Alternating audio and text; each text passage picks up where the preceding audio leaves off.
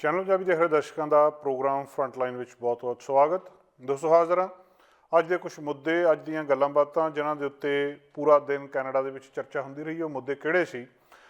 ਇੱਕ ਤਾਂ ਲੌਂਗ ਵੀਕਐਂਡ ਦੇ ਉੱਤੇ BC ਫੈਰੀਜ਼ ਖਾਸ ਤਿਆਰੀ ਕਰ ਰਹੇ ਆ। ਸੋਮਵਾਰ ਨੂੰ ਵਿਕਟੋਰੀਆ ਡੇ ਲੌਂਗ ਵੀਕਐਂਡ ਆ, ਉਹਦੇ ਤੋਂ ਪਹਿਲਾਂ ਕੀ ਤਿਆਰੀ ਕੀਤੀ ਜਾ ਰਹੀ, ਕੀ ਹਦਾਇਤਾਂ ਨੇ, ਇਹ ਗੱਲਬਾਤ ਕਰਾਂਗੇ। ਹਾਂ, ਵੈਨਕੂਵਰ ਦੇ ਪਾਰਕਾਂ ਦੇ ਵਿੱਚ ਤੁਸੀਂ ਬੈਠ ਕੇ ਸ਼ਰਾਬ ਪੀ ਸਕਦੇ ਹੋ। ਇਹ ਕੀ ਮਾਮਲਾ ਆ, ਇਹਦੇ ਬਾਰੇ ਗੱਲਬਾਤ ਹੋਊਗੀ। ਕੈਨੇਡਾ ਦੇ ਏਅਰਪੋਰਟਾਂ ਦੇ ਉੱਤੇ ਲਗਾਤਾਰ ਭੀੜ ਜਾਰੀ ਆ। ਯਤਨ ਕੀਤੇ ਜਾ ਰਹੇ ਆ ਕਿ ਲੋਕਾਂ ਦਾ ਜਿੰਨਾ ਟਾਈਮ ਉੱਥੇ ਲੱਗ ਰਿਹਾ ਉਹਨੂੰ ਘੱਟ ਕੀਤਾ ਜਾ ਸਕੇ, ਪਰ ਅਜੇ ਪੂਰੀ ਗੱਲਬਾਤ ਹੋ ਨਹੀਂ ਰਹੀ। ਭੀੜ ਲਗਾਤਾਰ ਉੱਥੇ ਵੱਧ ਰਹੀ ਹੈ, ਮਹਿੰਗਾਈ ਲਗਾਤਾਰ ਵੱਧ ਰਹੀ ਹੈ। ਬ੍ਰਿਟਿਸ਼ ਕੋਲੰਬੀਆ ਦੇ ਵਿੱਚ ਖਾਸ ਕਰ ਗੈਸ ਦੀਆਂ ਕੀਮਤਾਂ, ਇਹਦੇ ਸੰਬੰਧੀ ਕੀ ਹੋ ਰਿਹਾ, ਕੀ ਸਰਕਾਰ ਕਰਨ ਦਾ ਯਤਨ ਕਰ ਰਹੀ ਹੈ, ਉਹਦੇ ਬਾਰੇ ਤੁਹਾਡੇ ਨਾਲ ਗੱਲਬਾਤ ਕਰਾਂਗੇ। ਅਤੇ ਕੈਨੇਡਾ ਦੇ ਵਿੱਚ ਲੋਕ ਨਸਲੀ ਵਿਤਕਰੇ ਦਾ ਸ਼ਿਕਾਰ ਹੋ ਰਿਹਾ, ਖਾਸ ਕਰ ਜਿਹੜੇ ਨੌਜਵਾਨ ਨੇ। ਇਹ ਕੀ ਮਾਮਲਾ ਆ? ਅਤੇ ਪਿਛਲੇ ਸਾਲ ਜਿਹੜੇ ਹੜ੍ਹ ਆਏ ਸੀ ਉਹਨਾਂ ਦੇ ਪੀੜਤ ਅਜੇ ਤੱਕ ਬੇਘਰੇ ਨੇ, ਉਡੀਕ ਕਰ ਰਹੇ ਆ ਸਰਕਾਰ ਕੋਈ ਮਦਦ ਕਰੇ, ਕਿਸੇ ਨਾ ਕਿਸੇ ਤਰ੍ਹਾਂ ਉਹਨਾਂ ਦੇ ਜਿਹੜੇ ਘਰ ਬਣ ਸਕਣ। ਇਹਦੇ ਬਾਰੇ ਵੀ ਗੱਲਬਾਤ ਕਰਾਂਗੇ। ਪਹਿਲੀ ਖਬਰ BC ਫੈਰੀਜ਼ ਬਾਰੇ। BC ਫੈਰੀਜ਼ 1960 ਤੋਂ ਲਗਾਤਾਰ ਚੱਲਦੀਆਂ ਆ ਰਹੀਆਂ। ਪਹਿਲਾਂ ਜਿਹੜੀਆਂ 2 ਫੈਰੀਜ਼ ਹੁੰਦੀਆਂ ਸੀ ਇੱਥੇ ਸਿੰਗਲ ਰੂਟ ਦੇ ਉੱਤੇ, ਅਤੇ ਅੱਜ 35 ਫੈਰੀਜ਼ ਆ ਜਿਨ੍ਹਾਂ ਵਿੱਚ 22 ਮਿਲੀਅਨ ਪੈਸੰਜਰ ਅਤੇ 8 ਮਿਲੀਅਨ ਵਹੀਕਲ ਹਰ ਸਾਲ ਲੈ ਕੇ ਜਾਂਦੇ ਆ। ਸਾਲ ਦੇ ਵਿੱਚ ਕਦੇ ਕਦੇ ਇਹੋ ਜਿਹਾ ਸਮਾਂ ਆਉਂਦਾ ਜਦੋਂ ਇਹਨਾਂ ਦੇ ਵਿੱਚ ਭੀੜ ਵੱਧ ਜਾਂਦੀ ਆ। ਹੁਣ ਕਈ ਤਰ੍ਹਾਂ ਦੇ ਇਹ ਕ੍ਰਾਈਸਿਸ ਨਾਲ ਵੀ ਜੂਝ ਰਿਹਾ ਸੀ। ਸਟਾਫ ਦਾ ਇੱਕ ਵੱਡਾ ਸਮੱਸਿਆ ਸੀਗੀ, ਸਟਾਫ ਪੂਰਾ ਨਹੀਂ ਆ, ਤਾਂ ਉੱਪਰੋਂ ਹੁਣ ਲੌਂਗ ਵੀਕਐਂਡ ਅੱਗੇ ਆ ਰਿਹਾ। ਇਸ ਲੌਂਗ ਵੀਕਐਂਡ ਦੇ ਲਈ ਖਾਸ ਤੌਰ 'ਤੇ BC ਫੈਰੀਜ਼ ਨੇ ਤਿਆਰੀ ਕੀਤੀ ਹੈ, ਜਿਨ੍ਹਾਂ ਨੇ ਮੇਨਲੈਂਡ ਤੋਂ ਆਈਲੈਂਡ ਦੇ ਉੱਤੇ ਲੋਕਾਂ ਨੇ ਜਾਣਾ ਹੁੰਦਾ, ਖਾਸ ਕਰ ਲੌਂਗ ਵੀਕਐਂਡ ਦੇ ਉੱਤੇ। ਕਿਸੇ ਨਾ ਕਿਸੇ ਤਰ੍ਹਾਂ ਇਸ ਟ੍ਰੈਫਿਕ ਨੂੰ ਮੈਨੇਜ ਕਰਨ ਦੀ ਕੋਸ਼ਿਸ਼ ਕੀਤੀ ਜਾ ਰਹੀ ਆ। ਅਤੇ ਜਿਹੜੇ ਕਿਉਂਕਿ ਪਿਛਲੇ ਸਮੇਂ ਦੇ ਵਿੱਚ ਲਗਾਤਾਰ ਇਹ ਫੈਰੀਆਂ ਕੈਂਸਲ ਹੋਈਆਂ, ਇਹਨਾਂ ਦੇ ਵਿੱਚ ਦੇਰੀ ਹੋਈ ਆ, ਲੋਕਾਂ ਨੂੰ ਬਹੁਤ ਸਾਰੀਆਂ ਸਮੱਸਿਆਵਾਂ ਦਾ ਸਾਹਮਣਾ ਕਰਨਾ ਪਿਆ। ਫਿਰ ਕਿਉਂਕਿ ਸਟਾਫ ਘੱਟ ਸੀ, ਜਿੰਨੇ ਬੰਦੇ ਚਾਹੀਦੇ ਉਹਨੇ ਹੈ ਹੀ ਨਹੀਂ ਸੀ। ਇਹਨਾਂ ਨੇ 500 ਹੋਰ ਸਟਾਫ ਹਾਇਰ ਕੀਤਾ ਪਿਛਲੇ ਦਿਨਾਂ ਦੇ ਵਿੱਚ। ਪਹਿਲਾਂ ਦੀ ਐਡ ਕੀਤੀ ਸੀ, ਫਿਰ ਇਹਨਾਂ ਨੇ 500 ਜਿਹੜੇ ਨੂੰ ਹਾਇਰ ਕੀਤਾ, ਅਤੇ ਹੁਣ ਜਿਹੜੀ 110 ਸੇਲਿੰਗ ਹੋਰ ਐਡ ਕੀਤੀਆਂ ਸਾਰੇ ਕੁਝ ਦੇ ਵਿੱਚ। ਬਹੁਤ ਜਿਹੜੇ ਇਹ ਰੂਟ ਹੈਗੇ ਨੇ ਇਹਦੇ ਉੱਤੇ ਇਸ ਥਰਸਡੇ ਤੋਂ ਲੈ ਕੇ ਵੀਰਵਾਰ ਤੋਂ ਲੈ ਕੇ ਮੰਗਲਵਾਰ ਤੱਕ 74 ਐਡੀਸ਼ਨਲ ਸੇਲਿੰਗਸ ਉਹਨਾਂ ਨੇ ਕੀਤੀਆਂ। ਜਿਹੜੀ ਟਵਾਸਨ ਤੋਂ ਲੈ ਕੇ ਸਵਾਰਟਸ ਬੇ ਰੂਟ ਵਾਲੇ ਪਾਸੇ 25 ਕੀਤੀਆਂ ਆ, ਹੌਰਸ਼ੂ ਬੇ ਤੋਂ ਲੈ ਕੇ ਡਿਪਾਰਚਰ ਬੇ ਤੱਕ, ਅਤੇ 11 ਐਕਸਟਰਾ ਸੇਲਿੰਗ ਕੀਤੀਆਂ ਆ ਲੈਂਗਡੇਲ ਰਨ ਦੇ ਉੱਤੇ। ਸੋ ਜਿਹੜੇ ਇਹ 3 ਪੋਪੂਲਰ ਰੂਟ ਨੇ ਜਿਨ੍ਹਾਂ ਦੇ ਉੱਤੇ ਆਮ ਤੌਰ 'ਤੇ ਜ਼ਿਆਦਾ ਲੋਕ ਜਾਂਦੇ ਆ, ਟਰੈਵਲ ਕਰਦੇ ਆ, ਉਹਨਾਂ ਦੇ ਉੱਤੇ ਇਸ ਵੀਕਐਂਡ ਤੁਸੀਂ ਠੀਕ ਠਾਕ ਜਾ ਸਕੋ, ਉਹਦਾ ਪ੍ਰਬੰਧ ਕਰਨ ਦੇ ਲਈ BC ਫੈਰੀਜ਼ ਨੇ ਆਪਣਾ ਐਡੀਸ਼ਨਲ ਪ੍ਰਬੰਧ ਕੀਤਾ ਆ। ਅਤੇ ਸਲਾਹ ਇਹ ਦਿੱਤੀ ਜਾਂਦੀ ਹੈ ਟਰੈਵਲਰਸ ਨੂੰ, ਨਾਲ ਉਹਨਾਂ ਨੇ ਜਿਹੜੀ ਗੱਲ ਕਹੀ ਆ ਕਿ ਘੱਟੋ ਘੱਟ ਤੁਸੀਂ ਰਾਈਡ ਸ਼ੇਅਰ ਕਰਨ ਦੀ ਕੋਸ਼ਿਸ਼ ਕਰੋ। ਜੇ ਕਿਸੇ ਪਾਸੇ ਨੂੰ ਜਾ ਰਹੇ ਹੋ, 2 ਕਾਰਾਂ ਦੀ ਬਜਾਏ 1 ਕਾਰ ਚਲੇ ਜਾਵੇ, ਜਾਂ ਤੁਸੀਂ ਉੱਥੋਂ ਕੋਈ ਨਾ ਕੋਈ ਟਰਾਂਜ਼ਿਟ ਲੈ ਕੇ ਬੱਸ ਲੈ ਕੇ ਉੱਥੇ ਪਹੁੰਚ ਜਾਓ, ਉੱਥੋਂ ਫਿਰ ਟਰਮੀਨਲ ਦੇ ਉੱਤੇ ਆ ਜਾਓ, ਤਾਂ ਕਿ ਵਹੀਕਲ ਦੇ ਲਈ ਸਪੇਸ ਬਚ ਜਾਵੇ। ਜਿੰਨੇ ਜ਼ਿਆਦਾ ਵਹੀਕਲ ਹੋਣਗੇ ਉਨੀ ਜ਼ਿਆਦਾ ਸਪੇਸ ਉੱਥੇ ਆਕੂਪਾਈ ਹੋ ਜਾਂਦੀ ਆ। ਬੇਨਤੀ ਖਾਸ ਤੌਰ ਦੇ ਉੱਤੇ ਪ੍ਰਬੰਧਕ ਇਹ ਕਰ ਰਹੇ ਆ, ਕੋਸ਼ਿਸ਼ ਕਰੋ ਇੱਕ ਦੂਜੇ ਦੇ ਨਾਲ ਸ਼ੇਅਰ ਕਰਕੇ ਆ ਜਾਓ, ਜਾਂ ਘੱਟੋ ਘੱਟ ਟਰਾਂਜ਼ਿਟ ਲੈ ਕੇ ਤੁਸੀਂ ਪਾਰਕਿੰਗ ਤੱਕ ਉੱਥੇ ਆ ਜਾਓ। ਤਾਂ ਦੂਜੀ ਗੱਲ ਉਹ ਕਹਿ ਰਹੇ ਆ ਕਿ ਟਰਮੀਨਲ ਦੇ ਉੱਤੇ ਸਮੇਂ ਤੋਂ ਪਹਿਲਾਂ ਪਹੁੰਚਣ ਦੀ ਕੋਸ਼ਿਸ਼ ਕਰੋ, ਜਿੰਨਾ ਪਹਿਲਾਂ ਪਹੁੰਚ ਸਕਦੇ ਹੋ। ਅਤੇ ਨਾਲ ਯੂਜ਼ੁਅਲ ਐਡਵਾਈਸ ਜਿਹੜੀ ਉਹ ਸਦਾ ਹੀ ਦਿੰਦੇ ਆ ਕਿ ਪਹਿਲਾਂ ਐਡਵਾਂਸ ਦੇ ਵਿੱਚ ਬੁੱਕ ਕਰ ਲਓ। ਔਰ ਇਸ ਵੇਲੇ ਮੰਗਲਵਾਰ ਮੰਗਲਵਾਰ ਸਵੇਰ ਤੱਕ ਜਿਹੜੀ ਬਹੁਤ ਸਾਰੀ ਸਪੇਸ ਆ ਇੱਥੇ ਉਹ ਪਹਿਲਾਂ ਹੀ ਬੁੱਕ ਹੋ ਚੁੱਕੀ ਆ, ਫਰਾਈਡੇ, ਸੈਟਰਡੇ, ਮੰਡੇ। ਅਤੇ ਇਹ ਦੂਜੀ ਸਮੱਸਿਆ ਇੱਥੇ ਇਹ ਆ ਰਹੀ ਸੀ ਲੋਕਾਂ ਨੂੰ ਕਿ ਜਿਹੜਾ BC ਫੈਰੀਜ਼ ਦੇ ਵਿੱਚ ਟਰੈਵਲ ਕਰਨ ਵਾਲੇ ਪੈਸੰਜਰ ਆ, 2.5 ਜਿਹੜੇ % ਫਿਊਲ ਸਰਚਾਰਜ ਅਗਲੇ ਮਹੀਨੇ ਤੋਂ ਉਹਨਾਂ ਨੂੰ ਦੇਣਾ ਪੈਣਾ। ਇੱਕ ਹੋਰ ਸਮੱਸਿਆ ਵੀ ਆ ਜਿਹਦੇ ਨਾਲ ਪੈਸੰਜਰ ਜੂਝ ਰਹੇ ਆ, ਅਤੇ BC ਫੈਰੀਜ਼ ਇਹਦੇ ਬਾਰੇ ਵੀ ਅਪਡੇਟ ਕਰ ਰਹੀ ਹੈ। ਕੰਪਨੀ ਇਹ ਕਹਿ ਰਹੀ ਹੈ ਕਿ ਕਿਉਂਕਿ ਇਸ ਵੇਲੇ ਫਿਊਲ ਮਾਰਕੀਟ ਕੰਡੀਸ਼ਨ ਦੇ ਵਿੱਚ ਹਾਲਤ ਬਦਲੀ ਹੈ, ਇਸ ਕਰਕੇ ਹੁਣ ਜ਼ਰੂਰੀ ਹੈ ਇਹਨੂੰ ਵਧਾਉਣਾ। 1 ਜੂਨ ਤੋਂ ਇਹ ਸਰਚਾਰਜ ਜਿਹੜਾ 45 ਸੈਂਟ ਦੀ ਫੀਸ ਆ ਉਹ ਟਿਕਟ ਦੇ ਉੱਤੇ ਤੁਹਾਡੇ ਨਾਲ ਲੱਗੂਗੀ, ਅਤੇ ਵਹੀਕਲ ਅਤੇ ਡਰਾਈਵਰ ਜਿਹੜੇ ਮੈਟਰੋ ਵੈਨਕੂਵਰ ਆਈਲੈਂਡ ਦੇ ਰੂਟ ਦੇ ਉੱਤੇ ਆ, $2 ਦੇ ਕਰੀਬ ਉਹਨਾਂ ਨੂੰ ਜ਼ਿਆਦਾ ਦੇਣੇ ਪੈਣਗੇ। ਸੋ ਜਿਹੜਾ ਇੰਟਰ ਆਈਲੈਂਡ ਰੂਟਸ ਹੈਗੇ ਆ ਉੱਥੇ ਸਰਚਾਰਜ 25 ਸੈਂਟ ਹੋਣਗੇ, ਅਤੇ ਜਿਹੜੀ ਇੱਕ ਅਡਲਟ ਦੀ ਟਿਕਟ ਆ ਉਹ 1.5 ਵਹੀਕਲ ਅਤੇ ਡਰਾਈਵਰ ਦੀ ਹੋਊਗੀ ਇਹਦੇ ਨਾਲ। ਸੋ ਇਹ ਵਾਧਾ ਪਹਿਲੇ ਸਰਚਾਰਜ ਤੋਂ ਜ਼ਿਆਦਾ ਹੋ ਰਿਹਾ। ਜਿਹੜੇ ਡਰਾਈਵਰਸ ਨੇ ਉਹਨਾਂ ਨੂੰ ਇਸ ਗੱਲ ਦੀ ਥੋੜ੍ਹੀ ਜਿਹੀ ਮਤਲਬ ਤਕਲੀਫ ਵੀ ਆ, ਪਰ ਵੈਨਕੂਵਰ ਦੇ ਵਿੱਚ ਜਿਸ ਕਿਸਮ ਦੀਆਂ ਗੈਸ ਦੀਆਂ ਕੀਮਤਾਂ ਵਧੀਆਂ ਆ, ਉਹਦੇ ਨਾਲ ਸਿੱਧਾ ਅਸਰ ਇਹਨਾਂ BC ਫੈਰੀਜ਼ ਦੇ ਉੱਤੇ ਵੀ ਪੈ ਰਿਹਾ। ਮੁੱਕਦੀ ਗੱਲ, ਬਾਵਜੂਦ ਫਿਊਲ ਦੀਆਂ ਕੀਮਤਾਂ ਵਧਣ ਦੇ ਬਾਵਜੂਦ, ਸਟਾਫ ਸ਼ਾਰਟੇਜ ਦੇ ਬਾਵਜੂਦ, ਹੋਰ ਸਾਰੀਆਂ ਸਮੱਸਿਆਵਾਂ ਦੇ, ਇਹ ਫੈਰੀਜ਼ ਇਸ ਲੌਂਗ ਵੀਕਐਂਡ ਦੇ ਉੱਤੇ ਖਾਸ ਪ੍ਰਬੰਧ ਕਰ ਰਹੀ ਹੈ ਤਾਂ ਕਿ ਲੋਕਾਂ ਨੂੰ ਦਿੱਕਤ ਦਾ ਸਾਹਮਣਾ ਨਾ ਕਰਨਾ ਪਵੇ। ਪਰ ਫਿਰ ਵੀ ਜਿਹੜਾ ਨੁਕਤਾ ਉਹਨਾਂ ਵੱਲੋਂ ਦੱਸਿਆ ਜਾ ਰਿਹਾ ਕਿ ਇਕੱਠੇ ਹੋ ਕੇ ਆਓ, ਅਲੱਗ-ਅਲੱਗ ਕਾਰਾਂ ਦੇ ਵਿੱਚ ਆਉਣ ਦੀ ਕੋਸ਼ਿਸ਼ ਨਾ ਕਰੋ ਅਤੇ ਉਹਦੇ ਨਾਲ ਹੀ ਪਹਿਲਾਂ ਬੁੱਕ ਕਰੋ ਅਤੇ ਐਡਵਾਂਸ ਦੇ ਵਿੱਚ ਉੱਥੇ ਟਰਮੀਨਲ ਦੇ ਉੱਤੇ ਪਹੁੰਚੋ। ਵੈਨਕੂਵਰ ਦੇ ਵਿੱਚ ਅੱਜ ਦੂਜਾ ਮਾਮਲਾ ਜਿਹੜਾ ਹੋਰ ਚਰਚਾ ਦੇ ਵਿੱਚ ਆ, ਹਰ ਮੰਡੇ ਮਾਰਨਿੰਗ, ਜਦੋਂ ਕੱਲ੍ਹ ਮੰਡੇ ਮਾਰਨਿੰਗ ਨੂੰ ਮੀਟਿੰਗ ਹੋਈ ਹੈ ਕੌਂਸਲ ਦੀ, ਉਹਦੇ ਵਿੱਚ ਇੱਕ ਵਾਰੀ ਫਿਰ ਮਤਾ ਪਾਸ ਕੀਤਾ ਗਿਆ ਕਿ ਤੁਸੀਂ ਹੁਣ ਵੈਨਕੂਵਰ ਦੇ 22 ਪਾਰਕਾਂ ਦੇ ਉੱਤੇ ਬੈਠ ਕੇ ਜਿਹੜੀ ਸ਼ਰਾਬ ਪੀ ਸਕਦੇ ਆ। ਪਾਰਕ ਬੋਰਡ ਨੇ ਅਪਰੂਵ ਕਰ ਦਿੱਤਾ ਕਿ ਜਿਹੜੀ ਅਲਕੋਹਲ ਆ ਉਹ ਕੱਲ੍ਹ ਸੋਮਵਾਰ ਰਾਤ ਨੂੰ ਉਹ ਇੱਥੇ ਪੀਤੀ ਜਾ ਸਕਦੀ ਹੈ। ਇਹ ਲਗਾਤਾਰ ਦੂਜੀ ਸਮਰ ਹੋ ਗਈ ਵੈਨਕੂਵਰ ਦੇ ਵਿੱਚ ਜਦੋਂ ਅਲਕੋਹਲ ਕੰਜ਼ੰਪਸ਼ਨ ਨੂੰ ਉੱਥੇ ਅਲਾਓ ਕਰ ਦਿੱਤਾ ਗਿਆ। ਕਈ ਸਾਲਾਂ ਤੋਂ ਇਹ ਸਾਰਾ ਕੁਛ ਡਰਿੰਕਿੰਗ ਏਰੀਆ ਜਿਹੜੇ ਡੈਜ਼ਿਗਨੇਟ ਕੀਤੇ ਜਾਂਦੇ ਆ, ਅਤੇ ਹੁਣ ਬੋਰਡ ਨੇ ਇਹ ਮੋਸ਼ਨ ਪਾਸ ਕੀਤਾ ਸੀ ਫਰਵਰੀ ਦੇ ਵਿੱਚ, ਜਿਹਦੇ ਵਿੱਚ ਇੱਕ ਪਾਇਲਟ ਸਮਰ ਦੇ ਲਈ ਹੋਰ ਕੀਤਾ ਗਿਆ ਕਿ ਤੁਸੀਂ ਇਸ ਤਰ੍ਹਾਂ ਕੀਤਾ ਜਾ ਸਕਦਾ ਆ। ਇਹ 3 ਜੂਨ ਨੂੰ ਸ਼ੁਰੂ ਹੋਇਆ ਅਤੇ ਹੋਊਗਾ ਅਤੇ 16 ਅਕਤੂਬਰ ਤੱਕ ਰਹੂਗਾ। ਪਿਛਲੇ ਸਾਲ ਵਾਂਗੂ ਅਲਕੋਹਲ ਕੰਜ਼ੰਪਸ਼ਨ 11 ਵਜੇ ਤੋਂ ਲੈ ਕੇ 9 ਵਜੇ ਤੱਕ ਜਿਹੜੀਆਂ ਡੈਜ਼ਿਗਨੇਟਡ ਸਾਈਟਸ ਨੇ ਉੱਥੇ ਪੀਤੀ ਜਾ ਸਕਦੀ ਹੈ। 22 ਪਾਰਕਾਂ ਜਿੱਥੇ ਅਲਕੋਹਲ ਕੰਜ਼ੰਪਸ਼ਨ ਅਲਾਉਡ ਆ 11 ਵਜੇ ਸਵੇਰ ਤੋਂ ਲੈ ਕੇ ਰਾਤ ਦੇ 9 ਵਜੇ ਤੱਕ, ਜਿਨ੍ਹਾਂ ਦੇ ਵਿੱਚ ਕੋਲਿਨਵੁੱਡ ਪਾਰਕ, ਇਸੇ ਤਰ੍ਹਾਂ memorial west, David Lam, New Brighton, Fraser river, Pandora, Granville, Queen Elizabeth, harbour, green, ਇਹ ਜਿੰਨੀਆਂ ਜਿਹੜੀਆਂ ਪਾਰਕਾਂ ਨੇ, ਇਹਨਾਂ ਦੇ 22 ਪਾਰਕਾਂ ਨੇ, ਪੂਰੀ ਲਿਸਟ ਹੈਗੀ ਆ ਉਹਨਾਂ ਦੀ ਵੈਬਸਾਈਟ ਦੇ ਉੱਤੇ। ਉੱਥੇ ਜਾ ਕੇ ਇਹ ਅਲਕੋਹਲ ਕੰਜ਼ੰਪਸ਼ਨ ਅਲਾਉਡ ਕੀਤੀ ਗਈ ਆ। ਅਤੇ ਦੂਜੀ ਗੱਲ, ਇਹਦੇ ਨਾਲ ਨਾਲ ਕੁਛ ਗੱਲਾਂ ਦਾ ਖਿਆਲ ਵੀ ਉਹ ਕਹਿੰਦੇ ਰੱਖਣਾ ਪਊਗਾ। ਬਹੁਤ ਸਾਰੀਆਂ ਬਾਊਂਡਰੀਜ਼ ਨੇ, ਜਿਹੜੇ ਅਲਕੋਹਲ ਅਲਾਉਡ ਏਰੀਆਜ਼ ਨੇ ਉਹ ਇਸ ਸਾਲ ਅੱਗੇ ਨਾਲੋਂ ਵਧਾਏ ਗਏ ਆ। ਅਤੇ 20 ਮੀਟਰ ਤੁਸੀਂ ਪਲੇਗਰਾਊਂਡ ਦੇ ਨੇੜੇ ਦਾਰੂ ਨਹੀਂ ਪੀ ਸਕਦੇ, ਸਕੂਲ ਦੇ ਜਾਂ ਜਿਹੜਾ ਵੀ ਨੈਚੁਰਲ ਏਰੀਆ ਆ। ਤੁਸੀਂ 5 ਮੀਟਰ ਪੂਲ ਜਾਂ ਵਾਟਰ ਪਾਰਕ ਦੇ ਨੇੜੇ ਜਾ ਕੇ ਬੀਚ ਦੇ, ਪੌਂਡ ਦੇ, ਲੇਕ ਦੇ ਉੱਥੇ ਦਾਰੂ ਨਹੀਂ ਪੀ ਸਕਦੇ। ਹਾਲਾਂਕਿ ਇਹਦੀ ਆਲੋਚਨਾ ਬਹੁਤ ਹੁੰਦੀ ਰਹੀ ਹੈ ਵੈਨਕੂਵਰ ਦੀਆਂ ਬੀਚਿਸ ਦੇ ਉੱਤੇ, ਚਾਹੇ ਲੀਗਲ ਹੈਗੀ ਹੈ ਚਾਹੇ ਲੀਗਲ ਨਹੀਂ ਹੈਗੀ, ਆਮ ਤੌਰ ਦੇ ਉੱਤੇ ਲੋਕ ਦਾਰੂ ਪੀ ਲੈਂਦੇ ਆ। ਪਰ ਇਸ ਗੱਲ ਦੀ ਆਲੋਚਨਾ ਬਹੁਤ ਹੁੰਦੀ ਰਹੀ ਹੈ। ਵੈਨਕੂਵਰ ਦੇ ਪਾਰਕਾਂ ਦੇ ਵਿੱਚ ਵੀ ਇਹ ਚੀਜ਼ ਆਮ ਤੌਰ ਦੇ ਉੱਤੇ ਪਹਿਲਾਂ ਤੋਂ ਦੇਖੀ ਗਈ ਆ। ਪਰ ਇਹ ਮਾਮਲਾ ਬਹੁਤ ਵੱਡਾ ਕਿਉਂ ਬਣ ਜਾਂਦਾ ਕਿ ਤੁਸੀਂ ਪਬਲਿਕਲੀ ਇਹਨਾਂ ਪਾਰਕਾਂ ਦੇ ਵਿੱਚ ਅਲਕੋਹਲ ਕੰਜ਼ਿਊਮ ਕੀਤੀ ਜਾ ਸਕਦੀ ਹੈ ਜਾਂ ਨਹੀਂ ਕੀਤੀ ਜਾ ਸਕਦੀ? ਇਹ ਮਾਮਲਾ ਇਸ ਕਰਕੇ ਬਣਦਾ ਕਿ ਬਹੁਤ ਸਾਰੇ ਲੋਕ ਜਿਹੜੇ ਉਹਨਾਂ ਇਲਾਕਿਆਂ ਦੇ ਵਿੱਚ ਰਹਿ ਰਹੇ ਆ, ਉਹਨਾਂ ਦੇ ਕੋਲ ਕੋਈ ਜਿਹੜੀਆਂ ਯਾਰਡਸ ਨਹੀਂ ਹੈ, ਆਪਣੇ ਬੈਕਯਾਰਡ ਹੈ ਨਹੀਂਗੇ। ਕੋਈ ਕੌਂਡੋ 'ਚ ਰਹਿ ਰਿਹਾ, ਕੋਈ ਅਪਾਰਟਮੈਂਟ ਦੇ ਵਿੱਚ ਰਹਿ ਰਿਹਾ, ਨਾ ਉਹਨਾਂ ਕੋਲ ਬਾਲਕਨੀਜ਼ ਨੇ, ਅਤੇ ਉਹ ਹੁਣ ਸੇਫਲੀ ਲੀਗਲੀ ਡਰਿੰਕ ਕਰਨਾ ਚਾਹੁੰਦੇ ਆ, ਜਿਹੜੀ ਇੱਕ ਉੱਥੇ ਦੀ ਬਹੁਤ ਵੱਡੀ ਮੰਗ ਆ। ਦੂਜਾ, ਪੈਂਡੈਮਿਕ ਦੇ ਵਿੱਚ ਜਿੰਨਾ ਹੀ ਲੋਕਾਂ ਨੂੰ ਮਾਨਸਿਕ ਪਰੇਸ਼ਾਨੀ ਹੋਈ ਹੈ ਜਾਂ ਲੋਕ ਅੰਦਰ ਰਹੇ ਆ, ਉਹਦੇ ਤੋਂ ਲੋਕ ਬਾਹਰ ਵੀ ਨਿਕਲਣਾ ਚਾਹੁੰਦੇ ਆ ਇਸ ਕਰਕੇ।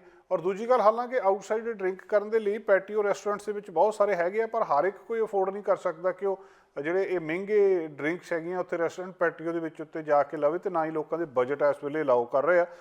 ਇਸ ਵੇਲੇ ਵੈਨਕੂਵਰ ਦੇ ਵਿੱਚ ਨਾ 22 ਪਾਰਕਾਂ ਦੇ ਵਿੱਚ ਅਲਕੋਹਲ ਕੰਜ਼ੰਪਸ਼ਨ ਨੂੰ ਅਲਾਉਡ ਕਰਨਾ ਇੱਕ ਬਹੁਤ ਵੱਡੀ ਗੱਲਬਾਤ ਆ। ਦੂਜੀ ਵਾਰੀ ਲਗਾਤਾਰ ਇਹ ਹੋ ਰਿਹਾ। ਇੱਥੇ ਇੱਕ ਧਿਆਨ ਦੇਣ ਵਾਲੀ ਹੋਰ ਵੀ ਗੱਲ ਆ, ਲੋਕ ਮੰਗ ਇਹ ਵੀ ਕਰ ਰਹੇ ਆ ਕਿ ਜਿਹੜੇ ਲੋਕ ਰੰਗਦਾਰ ਲੋਕ ਨੇ, ਉਹਨਾਂ ਨੂੰ ਇਹਨਾਂ ਪਾਰਕਾਂ ਦੇ ਵਿੱਚ ਜਾਂ ਬੀਚਿਸ ਦੇ ਉੱਤੇ ਜ਼ਿਆਦਾ ਟਾਰਗੇਟ ਕੀਤਾ ਜਾਂਦਾ ਰੇਸ਼ੀਅਲੀ। ਜੇ ਉਹ ਇਸ ਤਰੀਕੇ ਦੇ ਨਾਲ ਉੱਥੇ ਬੀਅਰ ਪੀਂਦੇ ਆ ਜਾਂ ਬੀਚ ਦੇ ਉੱਤੇ ਕੁਛ ਕਰਦੇ ਆ, ਉਹਨਾਂ ਦੇ ਉੱਤੇ ਜ਼ਿਆਦਾ ਦੱਸਿਆ ਜਾ ਰਿਹਾ ਕਿ ਇਸ ਤਰ੍ਹਾਂ ਦੀ ਉਹਨਾਂ ਨੂੰ ਜਿਹੜੇ ਮੁਸ਼ਕਲਾਂ ਦਾ ਸਾਹਮਣਾ ਕਰਨਾ ਪੈਂਦਾ। ਬਹੁ ਗਿਣਤੀ ਇਸ ਵੇਲੇ ਇਸ ਗੱਲ ਦੀ ਸਪੋਰਟ ਕਰ ਰਹੀ ਹੈ ਕਿ ਇੱਕ ਚੰਗਾ ਫੈਸਲਾ ਹੈ ਜਿਹੜਾ ਵੈਨਕੂਵਰ ਕੌਂਸਲ ਨੇ ਕੱਲ੍ਹ ਰਾਤ ਲਿਆ ਹੈ। ਕੈਨੇਡਾ ਦੇ ਟਰਾਂਸਪੋਰਟ ਮਿਨਿਸਟਰ ਕਹਿ ਰਿਹਾ ਕਿ ਫੈਡਰਲ ਸਰਕਾਰ ਪੂਰਾ ਯਤਨ ਕਰ ਰਹੀ ਹੈ ਕਿ ਮੇਜਰ ਏਅਰਪੋਰਟਸ ਦੇ ਉੱਤੇ ਜਿਹੜੀਆਂ ਸਮੱਸਿਆਵਾਂ ਆ ਰਹੀਆਂ ਉਹਨੂੰ ਕਿਸੇ ਨਾ ਕਿਸੇ ਤਰ੍ਹਾਂ ਫਿਕਸ ਕੀਤਾ ਜਾ ਸਕੇ। ਬਹੁਤ ਸਾਰੇ ਟਰੈਵਲਰ ਲਗਾਤਾਰ ਕੰਪਲੇਂਟ ਕਰ ਰਹੇ ਆ ਕਿ ਲੰਬੀਆਂ ਲਾਈਨਾਂ ਲੱਗੀਆਂ ਆ, ਕਿੰਨੀ ਦੇਰੀ ਹੁੰਦੀ ਹੈ, ਕਈਆਂ ਦੀਆਂ ਫਲਾਈਟਾਂ ਮਿਸ ਹੋ ਰਹੀਆਂ। ਔਰ ਇੱਕ ਥਾਂ ਦੇ ਉੱਤੇ ਨਹੀਂ, ਚਾਹੇ ਵੈਨਕੂਵਰ ਅਤੇ ਚਾਹੇ ਕੈਨੇਡਾ ਦਾ ਦੂਜਾ ਪਾਸਾ ਟੋਰਾਂਟੋ ਆ, ਦੋਹਾਂ ਪਾਸਿਆਂ ਦੇ ਉੱਤੇ ਹੀ ਇਹ ਸਮੱਸਿਆ ਆ ਰਹੀ ਹੈ। ਟਰਾਂਸਪੋਰਟ ਮਿਨਿਸਟਰ ਓਮਰ ਅਲ-ਗੈਬਰਾ ਨੇ ਇਹ ਕਿਹਾ ਸੀ ਕਿ ਕਿਉਂਕਿ ਕੈਨੇਡੀਅਨਸ ਹੁਣ ਬਾਹਰ ਨਿਕਲਿਆ, ਇਹ ਸਾਰੇ ਕੁਝ 2 ਸਾਲ ਦੇ ਕੋਵਿਡ ਤੋਂ ਬਾਅਦ ਸਾਨੂੰ ਸਮੱਸਿਆਵਾਂ ਦਾ ਸਾਹਮਣਾ ਕਰਨਾ ਪੈ ਰਿਹਾ, ਪਰ ਅਸੀਂ ਯਤਨ ਕਰ ਰਹੇ ਹਾਂ ਕਿ ਸਿਕਿਉਰਿਟੀ ਸਿਸਟਮ ਅਤੇ ਹੋਰ ਸਾਰਾ ਕੁਝ ਉਹਨੂੰ ਠੀਕ ਠਾਕ ਕੀਤਾ ਜਾਵੇ, ਉੱਥੇ ਰਿਸੋਰਸਿਸ ਲਾਏ ਜਾਣ ਤਾਂ ਕਿ ਇਸ ਇਸ਼ੂ ਨੂੰ ਐਡਰੈਸ ਕੀਤਾ ਜਾ ਸਕੇ।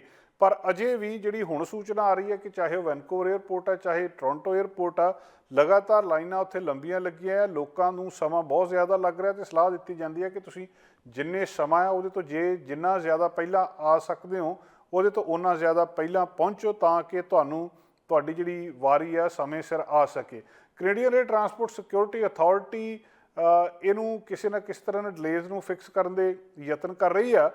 ਲਗਾਤਾਰ ਡਿਲੇਜ਼ ਕਿਉਂਕਿ ਗ੍ਰੇਟਰ ਟੋਰਾਂਟੋ 에ਅਰਪੋਰਟ ਦੇ ਉੱਤੇ ਵੀ ਹੋ ਰਿਹਾ ਸੀ, ਤਾਂ ਗ੍ਰੇਟਰ ਟੋਰਾਂਟੋ 에ਅਰਪੋਰਟ ਅਥਾਰਟੀ ਨੇ ਇਸ ਮਹੀਨੇ ਦੇ ਸ਼ੁਰੂ ਦੇ ਵਿੱਚ ਆਟਵਾ ਨੂੰ ਬੇਨਤੀ ਕੀਤੀ ਸੀ ਕਿ ਸਾਨੂੰ ਜਿਹੜੀ ਇਨਵੈਸਟਮੈਂਟ ਜ਼ਿਆਦਾ ਦਿਓ, ਅਸੀਂ ਸਟਾਫਿੰਗ ਲੈਵਲ ਨੂੰ ਬੂਸਟ ਕਰ ਸਕੀਏ, ਸਾਡੀ ਟੈਕਨੋਲੋਜੀ ਨੂੰ ਠੀਕ ਕਰ ਸਕੀਏ ਤੇ ਜਿਹੜੇ ਇਹਨੂੰ ਸਟ੍ਰੀਮਲਾਈਨ ਕਰ ਸਕੀਏ ਸਾਰੇ ਕੁਛ ਨੂੰ, ਕਿਉਂਕਿ ਸਮੱਸਿਆ ਬਹੁਤ ਵੱਡੀ ਆ ਰਹੀ ਆ। ਇਸੇ ਤਰ੍ਹਾਂ ਹੀ ਜਿਹੜੇ ਲੋਕ ਵੈਨਕੂਵਰ ਇੰਟਰਨੈਸ਼ਨਲ 에ਅਰਪੋਰਟ ਦੇ ਉੱਤੇ ਟਰੈਵਲ ਕਰਦੇ ਆ ਉਹਨਾਂ ਨੇ ਪਿਛਲੇ ਹਫ਼ਤਿਆਂ ਦੇ ਵਿੱਚ ਲਗਾਤਾਰ ਡਿਲੇ ਦੀਆਂ ਕੰਪਲੇਂਟਸ ਕੀਤੀਆਂ। ਜਿਹੜੀ ਪ੍ਰੀ ਫਲਾਈਟ ਸਕਰੀਨਿੰਗ ਆ, ਉੱਥੇ ਪਹੁੰਚਣ ਤੋਂ ਪਹਿਲਾਂ ਜੋ ਕੁਛ ਕੀਤਾ ਜਾਂਦਾ ਆ, ਦੱਸਿਆ ਜਾ ਰਿਹਾ ਕਿ ਸਾਰੇ ਥਾਂ ਦੇ ਉੱਤੇ ਦੇਰੀ ਹੋ ਰਹੀ ਹੈ ਤੇ ਲਗਾਤਾਰ ਇਹ ਬੇਨਤੀਆਂ ਕੀਤੀਆਂ ਜਾ ਰਹੀਆਂ ਕਿ ਤੁਸੀਂ ਆਪਣੇ ਸਮੇਂ ਤੋਂ ਪਹਿਲਾਂ ਉੱਥੇ ਪਹੁੰਚੋ। ਹਾਲਾਂਕਿ ਜਿਹੜਾ ਫੈਡਰਲ ਡਾਟਾ ਆ ਉਹ ਇਸ ਵੇਲੇ ਇਹ ਦੱਸ ਰਿਹਾ ਕਿ ਭਾਵੇਂ ਕਿ ਲੋਕ ਪੈਂਡੈਮਿਕ ਤੋਂ ਬਾਅਦ ਇੱਕਦਮ ਬਾਹਰ ਨਿਕਲਿਆ ਤੇ ਉਹਨਾਂ ਨੇ ਟਰੈਵਲ ਕਰਨਾ ਸ਼ੁਰੂ ਕਰ ਦਿੱਤਾ, ਪਰ ਇਹ ਗਿਣਤੀ ਅਜੇ ਵੀ ਪ੍ਰੀ ਕੋਵਿਡ ਵਾਲੀ ਗਿਣਤੀ ਦੇ ਨੇੜੇ ਤੇੜੇ ਨਹੀਂ ਪਹੁੰਚੀ। ਇੱਕ ਲੋਕ ਜਿਹੜੇ 2 ਸਾਲ ਘਰਾਂ ਦੇ ਵਿੱਚ ਬੰਦ ਰਹੇ ਆ, ਟਰੈਵਲ ਰੈਸਟ੍ਰਿਕਸ਼ਨਸ ਰਹੀਆਂ, ਉਹਦੇ ਨਾਲੋਂ ਤਾਂ ਜ਼ਿਆਦਾ ਕੁਦਰਤੀ ਤੌਰ ਤੇ ਬਾਹਰ ਨਿਕਲ ਰਹੇ ਆ। ਇੱਕਦਮ ਉਹਨਾਂ ਦਾ ਬਾਹਰ ਨਿਕਲਣਾ ਵੀ ਦੇਰੀ ਦਾ ਕਾਰਨ ਬਣ ਰਿਹਾ ਕਿਉਂਕਿ ਸਟਾਫ ਤੇ ਉਹ ਸਾਰੀ ਸਮੱਸਿਆ ਆ ਰਹੀ ਆ। ਜਿਹੜੀ ਇਸ ਵੇਲੇ ਜਿਹੜੇ ਸਟੈਟਿਸਟਿਕ ਸ਼ੇਅਰ ਕੀਤੀ ਆ Canadian air transport security authority ਨੇ, ਉਹ ਦੱਸਦੇ ਆ ਕਿ 1,13,000 ਲੋਕ ਜਿਹੜੇ ਆ ਉਹ 8 ਵੱਡੇ ਏਅਰਪੋਰਟਸ ਦੇ ਉੱਤੋਂ ਐਤਵਾਰ ਵਾਲੇ ਦਿਨ ਲੰਘੇ ਆ। ਤੇ ਦੂਜੇ ਪਾਸੇ ਜੇ ਇਸੇ ਦਿਨ ਨੂੰ 2019 ਦੇ ਹਿਸਾਬ ਨਾਲ ਦੇਖਿਆ ਜਾਵੇ ਤਾਂ ਉੱਥੇ 1,46,000 ਲੋਕ ਲੰਘੇ ਸੀ। ਸੋ 2019 ਦੇ ਮੁਕਾਬਲੇ ਅਜੇ ਵੀ ਗਿਣਤੀ ਘੱਟ ਆ, ਪਰ ਫਿਰ ਵੀ ਸਮੱਸਿਆ ਬਹੁਤ ਵੱਡੀ ਆ ਰਹੀ ਹੈ। ਤੇ ਜੇ ਇਹ ਗਿਣਤੀ 2019 ਦੇ ਬਰਾਬਰ ਚਲੇਗੀ ਤਾਂ ਫਿਰ ਸਮੱਸਿਆ ਸ਼ਾਇਦ ਹੋਰ ਜ਼ਿਆਦਾ ਆਊਗੀ। ਹੁਣ ਇਹਦੇ ਲਈ ਕੰਮਕਾਰ ਕੀਤਾ ਜਾ ਰਿਹਾ। ਆਰਗੇਨਾਈਜੇਸ਼ਨ ਕਹਿ ਰਹੀ ਹੈ ਕਿ ਅਸੀਂ ਕਿਸੇ ਨਾ ਕਿਸੇ ਤਰ੍ਹਾਂ ਇਹਨੂੰ ਫਿਕਸ ਕਰਨ ਦੀ ਕੋਸ਼ਿਸ਼ ਕਰ ਰਹੇ ਹਾਂ, ਪਰ ਅਜੇ ਇਹ ਡਿਲੇਜ਼ ਲਗਾਤਾਰ ਜਾਰੀ ਨੇ। ਸੋ ਅਜੇ ਵੀ ਅੱਜ ਜਦੋਂ ਅਸੀਂ ਮੰਗਲਵਾਰ ਨੂੰ ਤੁਹਾਡੇ ਨਾਲ ਗੱਲਬਾਤ ਕਰ ਰਹੇ ਹਾਂ ਤਾਂ ਸਲਾਹ ਇਹ ਦਿੱਤੀ ਜਾ ਰਹੀ ਹੈ ਕਿ ਏਅਰਪੋਰਟ 'ਤੇ ਜਿੰਨਾ ਨਿਰਧਾਰਿਤ ਸਮਾਂ ਉਹਦੇ ਤੋਂ ਜਿੰਨਾ ਪਹਿਲਾਂ ਪਹੁੰਚ ਸਕਦੇ ਹੋ ਉੱਥੇ ਪਹੁੰਚੋ ਤਾਂ ਕਿ ਤੁਹਾਡੀ ਫਲਾਈਟ ਮਿਸ ਨਾ ਹੋਵੇ। ਮਹਿੰਗਾਈ ਦੇ ਉੱਤੇ ਕੋਈ ਦਿਨ ਇੱਦਾਂ ਦਾ ਨਹੀਂ ਜਾਂਦਾ ਜਿੱਦਣ ਅਸੀਂ ਗੱਲਬਾਤ ਨਹੀਂ ਕਰਦੇ ਜਾਂ ਕੈਨੇਡਾ ਦੇ ਵਿੱਚ ਇਹਦੇ ਉੱਤੇ ਗੱਲਬਾਤ ਨਹੀਂ ਹੁੰਦੀ। ਮਹਿੰਗਾਈ ਦਾ ਸਿੱਧਾ ਸੰਬੰਧ ਗੈਸ ਦੀਆਂ ਵੱਧਦੀਆਂ ਕੀਮਤਾਂ ਤੇ ਬ੍ਰਿਟਿਸ਼ ਕੋਲੰਬੀਆ ਦੇ ਵਿੱਚ ਗ੍ਰੇਟਰ ਵੈਨਕੂਵਰ ਏਰੀਆ ਦੇ ਵਿੱਚ ਇਹਨਾਂ ਵੱਧਦੀਆਂ ਗੈਸ ਦੀਆਂ ਕੀਮਤਾਂ ਦਾ ਸਭ ਤੋਂ ਜ਼ਿਆਦਾ ਅਸਰ। ਹੁਣ ਮਾਮਲਾ ਇਹ ਆ ਕਿ ਸਰਕਾਰ ਇਹਦੇ ਲਈ ਕਰਦੀ ਕੀ ਹੈ, ਬ੍ਰਿਟਿਸ਼ ਕੋਲੰਬੀਆ ਸਰਕਾਰ ਕਰ ਕੀ ਰਹੀ ਹੈ ਇਹਨੂੰ ਠੀਕ ਠਾਕ ਕਰਨ ਦੇ ਲਈ। ਇੱਕ ਤਾਂ $110 ਦਾ ਚੈੱਕ ਉਹਨਾਂ ਨੇ ਕਿਹਾ ਸੀ ਕਿ ਅਸੀਂ ਰਿਬੇਟ ਜਿਹੜਾ ਹੈ ਉਹ ਚੈੱਕ ਸਾਰੇ ਡਰਾਈਵਰਸ ਦੇ ਘਰ ਭੇਜ ਰਹੇ ਹਾਂ। ਖਬਰ ਇਹ ਆ ਰਹੀ ਆ ਕਿ ਉਹ $110 ਵਾਲਾ ਚੈੱਕ ਹੋ ਸਕਦਾ ਲੇਟ ਹੋ ਜਾਵੇ। ਮਈ ਤੇ ਜੂਨ ਦੇ ਵਿੱਚ ਕਿਹਾ ਗਿਆ ਸੀ ਪਹਿਲਾਂ ਕਿ ਉਦੋਂ ਤੱਕ ਲੋਕਾਂ ਨੂੰ ਮਿਲ ਜਾਣਾ, ਪਰ ਹੁਣ ਦੱਸਿਆ ਜਾ ਰਿਹਾ ਕਿ ਇਹ ਉਦੋਂ ਤੱਕ ਨਹੀਂ ਮਿਲਣਾ। ਦੱਸ ਰਿਹਾ ਕਿ ਜਿਹੜੇ ਡਰਾਈਵਰ ਜਿਨ੍ਹਾਂ ਨੇ ਰਜਿਸਟਰ ਕੀਤਾ ਡਾਇਰੈਕਟ ਡਿਪੋਜ਼ਿਟ ਦੇ ਲਈ, ਉਹਨਾਂ ਨੂੰ ਤਾਂ ਪੈਸਾ ਐਸੇ ਮਹੀਨੇ ਦੇ ਵਿੱਚ ਮਿਲ ਜੂਗਾ। ਤੁਸੀਂ ICBC ਦੀ ਵੈਬਸਾਈਟ ਦੇ ਉੱਤੇ ਜਾ ਕੇ ਸਾਈਨ ਅਪ ਕਰ ਸਕਦੇ ਹੋ। ਜੇ ਕ੍ਰੈਡਿਟ ਕਾਰਡ ਯੂਜ਼ ਕੀਤਾ ਹੈ ਜਾਂ ਉਹਨੂੰ ਇੰਸ਼ੋਰੈਂਸ ਨੂੰ ਪੇ ਕਰਨ ਦੇ ਲਈ, ਤਾਂ ਫਿਰ ਮਿਡ ਮਈ ਤੇ ਜੂਨ ਦੇ ਵਿਚਕਾਰ, ਹੁਣ ਤੋਂ ਲੈ ਕੇ ਜੂਨ ਦੇ ਵਿਚਕਾਰ ਇਹ ਚੈੱਕ ਤੁਹਾਡਾ ਆ ਸਕਦਾ ਹੈ। ਤੇ ਜੇ ਕੋਈ ਹੋਰ ਮੈਥਡ ਤੁਸੀਂ ਕੀਤਾ ਆ ਆਪਣਾ ਇੰਸ਼ੋਰੈਂਸ ਪੇ ਕਰਨ ਦੇ ਲਈ, ਕੈਸ਼ ਪੇ ਕੀਤਾ, ਡੈਬਿਟ ਕੀਤਾ ਜਾਂ ਤੁਹਾਡੇ ਕੋਲ ਪੇਮੈਂਟ ਪਲਾਨ ਆ, ਤਾਂ ਫਿਰ ਅਗਲੇ ਮਹੀਨੇ ਚੈੱਕ ਭੇਜਣੇ ਸ਼ੁਰੂ ਕਰਨਗੇ ਤੁਹਾਨੂੰ। ਤੇ ਜੁਲਾਈ ਦੇ ਆਖਰ ਤੱਕ ਪਹੁੰਚਦੇ ਇਹ $110 ਦਾ ਚੈੱਕ ਤੁਹਾਡੇ ਤੱਕ ਪਹੁੰਚ ਜਾਊਗਾ। ਸਵਾਲ ਹੁਣ ਇਹ ਪੈਦਾ ਹੁੰਦਾ ਕਿ ਇਸ $110 ਦੇ ਨਾਲ ਕਿੰਨੀ ਕੁ ਰਾਹਤ ਲੋਕਾਂ ਨੂੰ ਗੈਸ ਦੀਆਂ ਕੀਮਤਾਂ ਤੋਂ ਮਿਲੂਗੀ। ਗੈਸ ਦੀਆਂ ਕੀਮਤਾਂ ਦਾ ਮਾਮਲਾ ਫਿਰ ਹੁਣ ਮਗਿਆ ਹੈ ਜਦੋਂ BC ਲਿਬਰਲ ਲੀਡਰ ਤੇ official opposition leader cabin Falcon ਨੇ ਇਸ ਗੱਲਬਾਤ ਨੂੰ ਚੱਕਿਆ ਕਿ ਅਸੀਂ ਲਗਾਤਾਰ ਬ੍ਰਿਟਿਸ਼ ਕੋਲੰਬੀਆ ਦੀ ਸਰਕਾਰ ਨੂੰ ਕਹਿੰਦੇ ਆਏ ਹਾਂ ਕਿ ਜਿਹੜਾ ਟੈਕਸ ਆ ਇਹਨੂੰ ਪਾਸੇ ਕਰ ਲਓ ਥੋੜ੍ਹੇ ਚਿਰ ਦੇ ਲਈ ਤਾਂ ਕਿ ਲੋਕਾਂ ਨੂੰ ਰਾਹਤ ਮਿਲ ਜਾਵੇ। ਪਰ ਜਿਹੜੇ ਟੈਂਪਰੇਰੀ ਵੇਵ ਕਰਨਾ ਇਹਨੂੰ ਪ੍ਰੋਵਿੰਸ਼ੀਅਲ ਗੈਸ ਟੈਕਸ ਨੂੰ, ਉਹ ਕਹਿੰਦੇ ਸਰਕਾਰ ਇਸ ਗੱਲ ਨੂੰ ਮੰਨ ਨਹੀਂ ਰਹੀ। ਉਦਾਹਰਨ ਉਹ ਕਹਿੰਦੇ ਸਾਡੇ ਸਾਹਮਣੇ ਬੜੀ ਵਧੀਆ ਆ, ਅਲਬਰਟਾ ਦੀ ਸਰਕਾਰ ਨੇ ਇਹੀ ਕੁਛ ਕੀਤਾ। ਜਿਹੜਾ ਸਟੇਟ ਦਾ ਟੈਕਸ ਆ, ਜਿਹੜਾ ਪ੍ਰੋਵਿੰਸ ਦਾ ਟੈਕਸ ਆ, ਉਹਨੂੰ ਉਹਨਾਂ ਨੇ ਉੱਥੋਂ ਹਟਾ ਲਿਆ ਤੇ ਜਿਹਦੇ ਨਾਲ ਲੋਕਾਂ ਨੂੰ ਕਾਫੀ ਹੱਦ ਤੱਕ ਰਾਹਤ ਮਿਲ ਗਈ ਆ।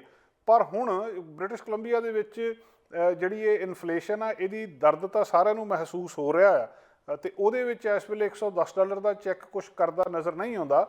ਪਰ ਇਹਦੇ ਨਾਲ ਇੱਕ ਚੰਗੀ ਖਬਰ ਇਹ ਆ ਕਿ ਸਰਕਾਰ ਇਸ ਵੇਲੇ ਕਿਸੇ ਵੱਡੇ ਪਲਾਨ ਦੇ ਉੱਤੇ ਕੰਮ ਕਰ ਰਹੀ ਹੈ ਤੇ ਆਉਣ ਵਾਲੇ ਦਿਨਾਂ ਦੇ ਵਿੱਚ ਹੋ ਸਕਦਾ ਲੋਕਾਂ ਨੂੰ ਰਾਹਤ ਦੇ ਲਈ ਕੁਛ ਨਾ ਕੁਛ ਸਰਕਾਰ ਦੇ ਦੇਵੇ। एनवायरमेंट मिनिस्टर ने जॉर्ज हेमन, उन्होंने दस्सिया है कि एक होर ऑप्शनस एक्सप्लोर कर रही है ब्रिटिश कोलंबिया की सरकार, जिहदे नाल कि आउण वाले दिनों के क्लीयर हो जाऊगा कि की कीता जांदा। पर लगता यह है कि गैस के उत्ते जिहड़ा टैक्स आ और रिमूव नहीं किया जाऊगा, लोगों को किसी ना किसी तरह राहत जरूर दी जाऊगी। क्या यह जा रहा कि जिहड़े ऑयल प्राइसिस ने इस वेले वो सीधे सीधे फिक्स होने वाले नहीं कि तुसीं आ टैक्स हटा लो वक्ती तौर के उत्ते ते उहदे नाल ऑयल कीमतां दे विच कमी आ जाऊगी। जिहड़ी गैस आ कहते ब्रिटिश कोलंबिया दे विच उत्ते जानी है जिद्दां कि बाकी थावां दे उत्ते जा रही है, तो साडी ज्यूरिसडिक्शन दे विच असीं इदां नहीं कर सकते। दूजियां ज्यूरिसडिक्शनस ने इदां कीता, जिद्दां अल्बर्टा ने कीता कि टैंपरेरी रिमूव कर दिता फ्यूल टैक्स। कहंदे असीं की कर रहे हैं, असीं कोई जिहड़े एनवायरमेंट मिनिस्टर ने उन्होंने कहा कि असीं कोई वड्डा ते पक्का हल लभण की कोशिश कर रहे हैं जिहदे नाल लोकां नूं परमानेंट ब्रेक मिल सके इस तो। उदाहरण उन्होंने दित्ती आ मैडिकल सर्विसिज प्लान की। MSP जो NDP आई है, ये तो पहला लोगों को MSP देनी पैंदी सी, $70-75 हर व्यक्ति को देने पैंदे सी, ते इन्होंने हौली हौली करके पहला अद्धी की, बाद चो लिमिनेट कर दी, जिहदा मतलब हर एक व्यक्ति दे जे $75 जिहड़े वो बचन लग पे आ उहदे MSP प्लान दे, तो एक वड्डा फर्क पिया। सरकार कह रही है कि बजाय ये कि असीं टैंपरेरीली कोई प्रोविंशियल टैक्स इस गैस के उत्तों हटा दईए, ਇਹਦੀ बजाय ਅਸੀਂ ਕਿਸੇ ਵੱਡੇ ਪਲਾਨ ਦੇ ਉੱਤੇ ਕੰਮ ਕਰ ਰਹੇ ਹਾਂ ਜਿਹਦੇ ਨਾਲ ਲੋਕਾਂ ਨੂੰ ਲੌਂਗ ਟਰਮ ਫਾਇਦਾ ਹੋ ਸਕੇ। ਇਹ ਇੱਕ ਬਹੁਤ ਚੰਗੀ ਗੱਲ ਵੀ ਆ ਕਿਉਂਕਿ ਲਗਾਤਾਰ ਕੀਮਤਾਂ ਉੱਤੇ ਜਾ ਰਹੀਆਂ ਤੇ ਜਿਹੜੀਆਂ ਇਹਦੇ ਨਾਲ ਜਿਹੜਾ ਪ੍ਰੋਵਿੰਸ਼ੀਅਲ ਟੈਕਸ ਆ ਇਹ ਹਟਾਉਣ ਦੇ ਨਾਲ ਜਿਹੜਾ ਕੋਈ ਵੱਡੀ ਇਹ ਗੈਪ ਭਰਨ ਦੇ ਲਈ ਨਹੀਂ ਮਿਲ ਰਹੀ ਚੀਜ਼। ਤੇ ਭਾਵੇਂ ਕਿ BC ਪ੍ਰੀਮੀਅਰ ਜੌਨ ਹੌਰਗਨ ਨੇ ਅਨਾਊਂਸ ਕੀਤਾ ਸੀ ਮਾਰਚ ਦੇ ਵਿੱਚ ਕਿ ਇੱਕ ਵੇਲੇ ਦਾ ਵਨ ਟਾਈਮ $110 ਦਾ ਰਿਬੇਟ ਦਿੱਤਾ ਜਾਊਗਾ, ਜਿਸ ਤੋਂ ਬਾਅਦ ਕ੍ਰਿਟਿਸਿਜ਼ਮ ਜਿੱਦਾਂ ਪਹਿਲਾਂ ਜ਼ਿਕਰ ਕੀਤਾ ਕਿ ਅਪੋਜੀਸ਼ਨ ਲੀਡਰ BC ਦੇ ਜਿਹੜੇ ਲਿਬਰਲ BC ਆ ਉਹਨਾਂ ਨੇ ਇਹਦਾ ਜਿਹੜਾ ਕ੍ਰਿਟਿਸਾਈਜ਼ ਵੀ ਕੀਤਾ ਸੀ ਕਿ ਇਹਦੇ ਨਾਲ ਨਹੀਂ ਫਰਕ ਪੈਣਾ। ਹੁਣ ਇਹ ਪਲਾਨ ਕਦੋਂ ਆਊਟਲਾਈਨ ਕੀਤੀ ਜਾਂਦੀ ਹੈ, ਕਦੋਂ ਇਹ ਚੀਜ਼ ਸਾਹਮਣੇ ਆਉਂਦੀ ਆ, ਉਸ ਵੇਲੇ ਜਦੋਂ ਬ੍ਰਿਟਿਸ਼ ਕੋਲੰਬੀਆ ਦੇ ਵਿੱਚ ਇਹ ਹਾਲਤ ਆ ਕਿ ਲੋਕਾਂ ਨੇ ਆਪਣੇ ਬੱਚਿਆਂ ਬਾਰੇ ਇਹ ਵੀ ਸੋਚਣਾ ਸ਼ੁਰੂ ਕਰ ਦਿੱਤਾ ਕਿ ਇਹਨੂੰ ਕਿਹੜੇ ਐਕਟੀਵਿਟੀ ਦੇ ਵਿੱਚ ਪਾਉਣਾ ਆ, ਕਿਹੜੇ ਵਿੱਚੋਂ ਕੱਢਣਾ ਆ, ਕੀ ਖਰੀਦਣਾ ਹੈ ਤੇ ਕੀ ਨਹੀਂ ਖਰੀਦਣਾ, ਕਿਹੜੀ ਥਾਂ ਦੇ ਉੱਤੋਂ ਖਰੀਦਣਾ ਆ, ਮੀਟ ਘੱਟ ਖਰੀਦਣਾ ਆ, ਫਰੈਸ਼ ਫਰੂਟ ਵੈਜੀਟੇਬਲ ਘੱਟ ਖਰੀਦਣੇ ਆ, ਭਾਵ ਖਰਚੇ ਘਟਾਉਣੇ ਆ। ਉਸ ਵੇਲੇ ਬ੍ਰਿਟਿਸ਼ ਕੋਲੰਬੀਆ ਸਰਕਾਰ ਦਾ ਇਸ ਸੰਬੰਧੀ ਇੱਕ ਵੱਡੇ ਪਲਾਨ ਦੇ ਉੱਤੇ ਕੰਮ ਕਰਨਾ ਇੱਕ ਚੰਗੀ ਗੱਲ ਆ ਕਿ ਆਉਣ ਵਾਲੇ ਦਿਨਾਂ ਦੇ ਵਿੱਚ ਸਾਨੂੰ ਕੋਈ ਚੰਗੀ ਖਬਰ ਮਿਲ ਸਕਦੀ ਹੈ ਜਿਹਦੇ ਨਾਲ ਕਿ ਲੋਕਾਂ ਨੂੰ ਇਸ ਮਹਿੰਗਾਈ ਤੋਂ ਰਾਹਤ ਮਿਲੇਗੀ। ਅੱਧੇ ਤੋਂ ਜ਼ਿਆਦਾ ਕੈਨੇਡੀਅਨ ਜਿਹੜੇ 35 ਸਾਲ ਤੋਂ ਘੱਟ ਉਮਰ ਆ ਜਿਨ੍ਹਾਂ ਦੀ, ਉਹ ਦੱਸਦੇ ਕਿ ਸਾਨੂੰ ਕਿਸੇ ਨਾ ਕਿਸੇ ਤਰ੍ਹਾਂ ਜਿਹੜਾ ਰੇਸਿਸਟ ਰਿਮਾਰਕਸ ਦਾ ਸਾਹਮਣਾ ਕਰਨਾ ਪਿਆ ਇੰਟਰਨੈਟ ਦੇ ਉੱਤੇ। ਇੱਕ ਸਰਵੇ ਆਇਆ, ਇਹ ਗੱਲਬਾਤ ਕਿਉਂ ਚਰਚਾ ਦੇ ਵਿੱਚ ਆ ਰਹੀ ਆ। ਲੰਘੇ ਸ਼ਨੀਵਾਰ ਨਿਊਯਾਰਕ ਦੇ ਨੇੜੇ ਬਫਲੋ ਦੇ ਵਿੱਚ ਇੱਕ ਸ਼ੂਟਿੰਗ ਹੋਈ ਆ। 18 ਸਾਲਾਂ ਦਾ ਗੋਰਾ ਮੁੰਡਾ ਆਪਣੀ ਲਾਈਵ ਸਟ੍ਰੀਮ ਕੈਮਰਾ ਹੈਲਮਟ ਦੇ ਉੱਤੇ ਲਾ ਕੇ ਤੇ ਗੋਲੀਆਂ ਚਲਾ ਕੇ 10 ਬੰਦਿਆਂ ਨੂੰ ਮਾਰ ਦਿੰਦਾ, 3 ਨੂੰ ਜ਼ਖਮੀ ਕਰ ਦਿੰਦਾ।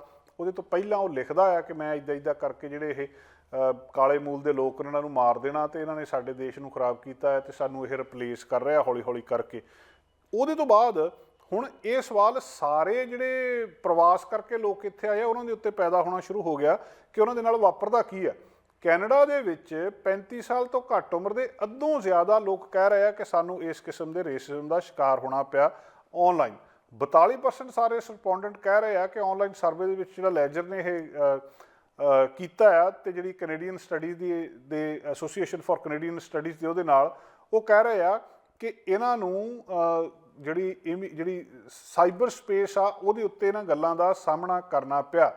ਲਗਭਗ ਅੱਧੇ 18 ਸਾਲਾਂ ਤੋਂ ਲੈ ਕੇ 34 ਸਾਲਾਂ ਦੇ ਵਿੱਚ ਇਸ ਗੱਲ ਨਾਲ ਸਹਿਮਤ ਹੋ ਗਏ ਆ ਕਿ ਕਾਲੇ ਮੂਲ ਦੇ ਲੋਕਾਂ ਸੰਬੰਧੀ ਆਨਲਾਈਨ ਉਹਨਾਂ ਨੂੰ ਰੇਸਿਸਟ ਕਮੈਂਟ ਦੇਖਣ ਨੂੰ ਮਿਲੇ ਆ। 2/5 ਦੇ ਵਿੱਚੋਂ ਇਸੇ ਏਜ ਗਰੁੱਪ ਵਾਲੇ 17 ਤੋਂ 34 ਵਾਲੇ ਕਹਿ ਰਹੇ ਆ ਕਿ ਉਹਨਾਂ ਦਾ ਏਸ਼ੀਅਨ ਕੈਨੇਡੀਅਨਸ ਦੇ ਮਾਮਲੇ ਵਿੱਚ ਵੀ ਇਸੇ ਤਰ੍ਹਾਂ ਦੇ ਰਿਮਾਰਕਸ, ਇਸੇ ਤਰ੍ਹਾਂ ਦੀਆਂ ਟਿੱਪਣੀਆਂ ਦਾ ਸਾਹਮਣਾ ਕਰਨਾ ਪਿਆ ਉਹਨਾਂ ਨੂੰ। ਹੁਣ ਜਿਹੜਾ ਇਹ ਮਾਮਲਾ ਬਫਲੋ ਨਿਊਯਾਰਕ ਦੀ ਸੁਪਰਮਾਰਕੀਟ ਦੇ ਵਿੱਚ ਵਾਪਰੇ ਉਸ ਕਾਂਡ ਤੋਂ ਬਾਅਦ ਜਦੋਂ ਸਾਹਮਣੇ ਆਇਆ ਆ ਤਾਂ ਆਨਲਾਈਨ ਸਰਵੇ 1697 ਕੈਨੇਡੀਅਨਸ ਦਾ ਕੀਤਾ ਗਿਆ ਅਪ੍ਰੈਲ ਦੇ ਮਹੀਨੇ ਦੇ ਜਿਹੜੇ 25 ਅਪ੍ਰੈਲ ਵਾਲਾ ਹਫ਼ਤਾ ਸੀ ਉਹਦੇ ਵਿੱਚ। ਹੁਣ ਇਹਦੇ ਵਿੱਚੋਂ ਅਸਲ ਦੇ ਵਿੱਚ ਅੰਦਰ ਦੀ ਤਸਵੀਰ ਪਤਾ ਲੱਗ ਰਹੀ ਹੈ। ਜਿਹੜੀ ਗੱਲਬਾਤ ਇਹ ਚੱਲ ਰਹੀ ਹੈ ਕਿ ਕੀ ਇਹ ਅਟੈਕ ਉੱਥੇ ਨਿਊਯਾਰਕ ਦੇ ਵਿੱਚ ਅਚਾਨਕ ਹੋ ਗਿਆ ਤੇ ਕੀ ਉਹ ਇੱਕਦਮ ਕੁਛ ਵਾਪਰ ਗਿਆ। 18 ਸਾਲਾਂ ਦਾ ਨੌਜਵਾਨ ਐਡਾ ਵੱਡਾ ਕੰਮ ਜਿਹੜਾ ਕਰਦਾ ਆ ਤਾਂ ਮਸਲਾ ਇਹ ਪੈਦਾ ਹੋ ਰਿਹਾ ਕਿ ਇਹ ਲੋਕ ਇੱਕ ਇੱਥੇ ਜਿਹੜੀ ਥਿਊਰੀ ਚੱਲ ਰਹੀ ਆ, ਜਿਹਦੇ ਤਹਿਤ ਜਿਹਨੂੰ ਦ ਗ੍ਰੇਟ ਰਿਪਲੇਸਮੈਂਟ ਥਿਊਰੀ ਕਿਹਾ ਜਾ ਰਿਹਾ, ਕਿ ਜਿਹੜੇ ਗੋਰੇ ਮੂਲ ਦੇ ਲੋਕ ਨੇ, ਕੁਝ ਲੋਕ ਨੇ, ਉਹਨਾਂ ਦੇ ਮਨ ਦੇ ਵਿੱਚ ਇਹ ਗੱਲ ਪਾ ਦਿੱਤੀ ਗਈ ਹੈ ਕਿ ਤੁਹਾਨੂੰ ਦੁਨੀਆ ਦੇ ਵਿੱਚੋਂ ਰਿਪਲੇਸ ਕੀਤਾ ਜਾ ਰਿਹਾ, ਕਿ ਤੁਹਾਡੇ ਇੱਕ ਤਾਂ ਬਰਥ ਰੇਟ ਘੱਟ ਆ, ਦੂਜਾ ਮਾਈਗ੍ਰੇਸ਼ਨ ਬਹੁਤ ਹੋ ਰਹੀ ਹੈ ਜਿਹੜੀ ਕਿ ਤੁਹਾਡੀ ਮਜਬੂਰੀ ਆ, ਇਸ ਕਰਕੇ ਦੂਜੀਆਂ ਨਸਲਾਂ ਦੇ ਲੋਕ ਹੌਲੀ ਹੌਲੀ ਤੁਹਾਨੂੰ ਖਤਮ ਕਰ ਦੇਣਗੇ।